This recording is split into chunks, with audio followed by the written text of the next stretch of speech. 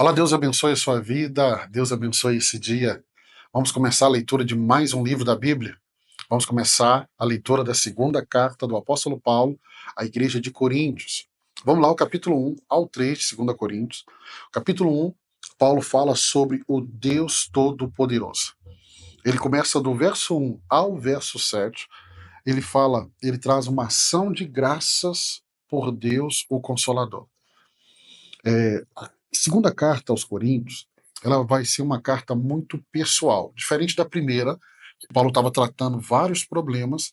Aqui, Paulo vai falar muito da pessoa dele.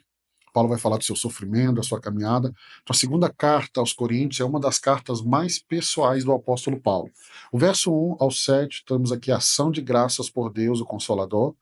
Paulo vai agradecer a Deus que consola os crentes em suas tribulações, para que possam consolar outros. Este ensino é muito importante. Paulo vai dizer assim, olha, quando você passar por uma tribulação, Deus vai vir te consolar. Por que Deus faz isso? Porque Ele é consolador, Ele quer te consolar, você é um filho amado, mas também para que você, sendo consolado, quando você encontrar alguém que está passando por uma mesma luta que um dia você passou, você vai derramar a consolação de Deus na vida dela que você recebeu de Deus. Então ele traz esse entendimento, e aí ele enfatiza que o sofrimento do cristão é compartilhado por Cristo e resulta em conforto mútuo. É lindo Paulo trabalhar essa ideia que o nosso sofrimento ele é compartilhado com Cristo. Lembrando que Paulo também vai apresentar Jesus como intercessor diante do Pai, para mim, para minha vida e para a sua vida. Verso 8 ao 11, Paulo fala da tribulação que ele passou na Ásia. A Ásia, Paulo chega ali na terceira viagem missionária, era o sonho de Paulo entrar ali, porque ali tinham cidades muito importantes. Então, quando Paulo sai de Coríntios, ele entra na Ásia, isso está lá em Atos 19, ele entra na cidade de Éfeso. E ali foi um lugar onde Paulo passa mais de 2 anos, e Paulo passa ali muitas dificuldades, e ele vai relatar isso aqui agora. Por isso que eu disse que essa carta é uma carta pessoal de Paulo. Paulo relata uma experiência de grande sofrimento, onde ele e a sua equipe chegaram a perder a esperança de sobreviver. E aí ele destaca que isso os ensinou a confiar em Deus, que tem poder sobre a morte. Então, tamanha a dificuldade de Paulo que ele perdeu a esperança. Ele disse: eu vou morrer, eu vou morrer. O verso 12 ao 14, nós temos aqui a sinceridade de Paulo. Sinceridade de quê? Paulo defende sua conduta diante dos coríntios. E aí ele afirma que agiu com simplicidade e sinceridade pela graça de Deus, não com sabedoria humana. Então Paulo está falando de como ele se comportou no meio daqueles irmãos, verso 15 ao 24. Aí nós temos aqui a mudança de planos de Paulo. Paulo explica que sua mudança de planos em visitar Coríntio não foi por falta de sinceridade, mas para evitar trazer tristeza ao Coríntios. Então ele reafirma sua fidelidade a Cristo, cuja mensagem é sempre sim e amém. Então Paulo, ele está vivendo esse momento onde o apostolado dele está sendo questionado. É um momento difícil, Paulo quer estar com os coríntios, mas Paulo não tem essa liberdade de ir como ele tanto queria. Verso 3 e 4, olha o que Paulo escreve. Bendito seja o Deus e Pai de nosso Senhor Jesus Cristo, o Pai das misericórdias e de toda consolação.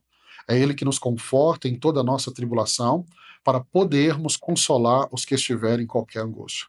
Então, você é consolado hoje para que você seja um instrumento de Deus para consolar outros amanhã.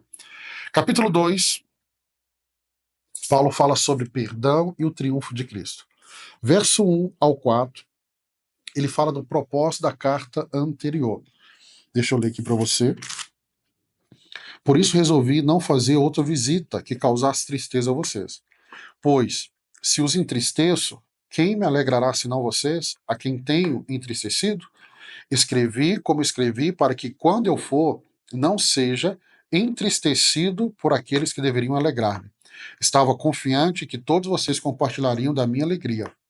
Pois eu escrevi com grande aflição e angústia de coração e com muitas lágrimas, não para entristecê-los, mas para que soubesse como é profundo o meu amor por vocês. Lembrando que a primeira carta Paulo escreve para resolver os problemas, imoralidade, divisão, tantos problemas como o da ceia naquela igreja.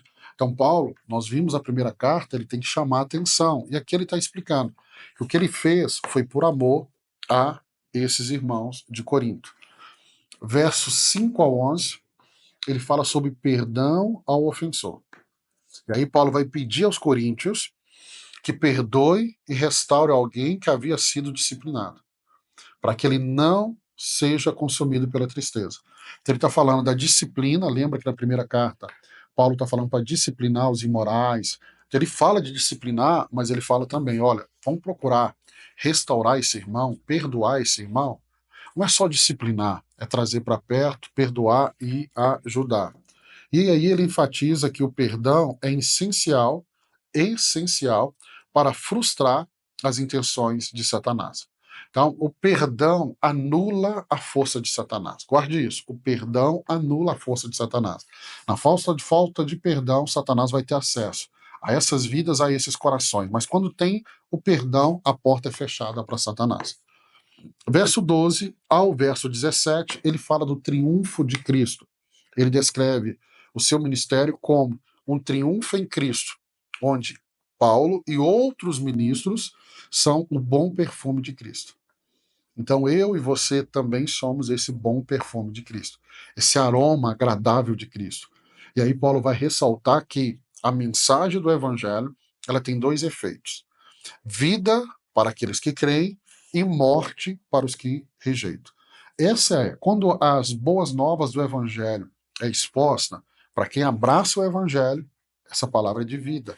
Para quem rejeita, é uma palavra de morte. Então a escolha é sempre minha e sua. Capítulo 3, Paulo fala do ministério da nova aliança. E aí o verso 1 ao 3, nós temos aqui a carta de Cristo. Paulo compara os coríntios a uma carta escrita por Cristo com o Espírito Santo como tinta. Ou seja, eles são o testemunho vivo de seu ministério. Eu gosto muito de usar uma expressão que Moody usou, que eu e você somos a Bíblia que as pessoas estão lendo. Nós somos essa carta viva. Ou seja, Deus está escrevendo em mim e em você. Verso 4 e 6, Paulo fala da suficiência que vem de Deus. Paulo declara que a sua confiança não vem de si mesmo, mas a sua confiança vem de Deus. Gente, Paulo, o homem mais preparado aqui do Novo Testamento. Ele está dizendo, eu não confio em mim, eu confio em Deus. E aí ele vai falar que é esse Deus que o torna apto a ser ministro da nova aliança.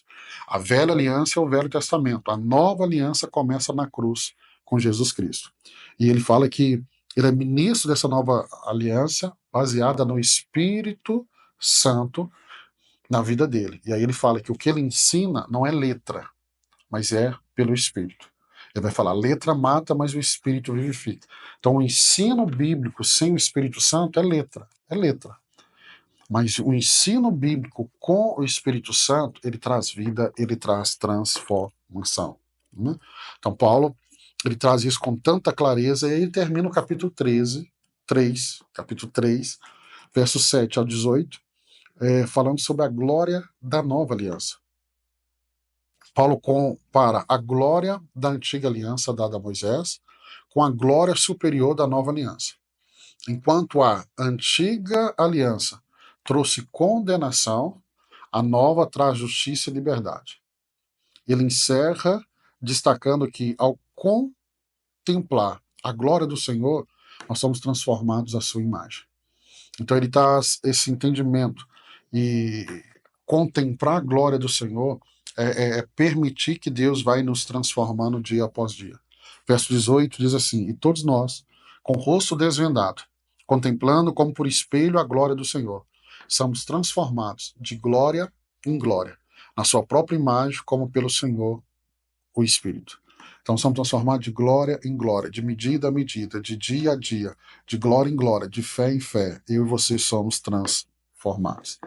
Quero abençoar seu dia, quero abençoar sua vida. Começamos mais um livro da Bíblia. Terminamos a nossa leitura de hoje. E amanhã, se Deus permitir, nós vamos continuar 2 Coríntios. Vamos ler mais 3 capítulos. Deus abençoe a sua vida.